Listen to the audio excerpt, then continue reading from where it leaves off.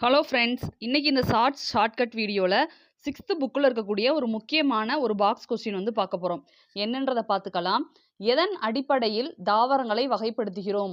பூவோட அடிப்படையிலையும் விதையோட அடிப்படையிலையும் தாவரத்தை எப்படி வகைப்படுத்துகிறாங்க அப்படின்றத பார்க்கலாம்.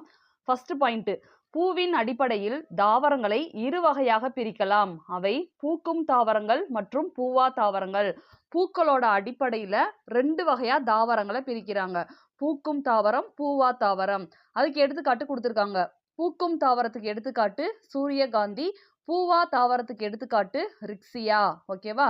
நம்ம எல்லா இடங்களையும் பார்த்துருப்போம். நல்லா சூரியகாந்தி நல்லா பெருசா அழகா விரிஞ்சிருக்கும். அப்ப நமக்கு சூரியகாந்தின்றது பூக்கக்கூடிய தாவரம் அப்படின்றது நமக்கு தெரியும்.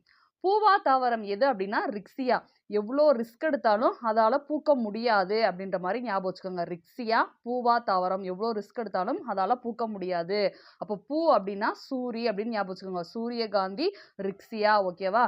சூரிக்கு பூக்கள்னா ரொம்ப பிடிக்கும் அப்படின்ற மாதிரி ஞாபகம் வச்சுக்கலாம். நெக்ஸ்ட், விதை அமைந்திருக்கும் அடிப்படையில் தாவரங்களை 2 வகையாக பிரிக்கலாம். அவை ஆஞ்சியோஸ்பெர்ம்கள் மற்றும் ஜிம்னோஸ்பெர்ம்கள். ஆஞ்சியோஸ்பெர்ம்களுக்கு இன்னொரு பேரு மூடிய விதை தாவரங்கள். அதாவது விதைகள் கனிகளில் புதைந்திருக்கும். இதே ஜிம்னோஸ்பெர்ம் அப்படின்னா திறந்த விதை தாவரங்கள். விதைகள் கனிகளில் புதைந்திருக்காது. ஓகேவா? இப்ப நம்ம வந்து ஆஞ்சியோஸ்பெர்ம், ஜிம்னோஸ்பெர்ம்னா என்ன அப்படின்றத பார்த்தோம். இப்போ மூடிய விதை தாவரம், திறந்த நிலை விதை தாவரம் அப்படின்னு சொல்லி 2 வகையா விதையோட அடிப்படையில தாவரத்தை 2ஆ வந்து பிரிக்கிறாங்க.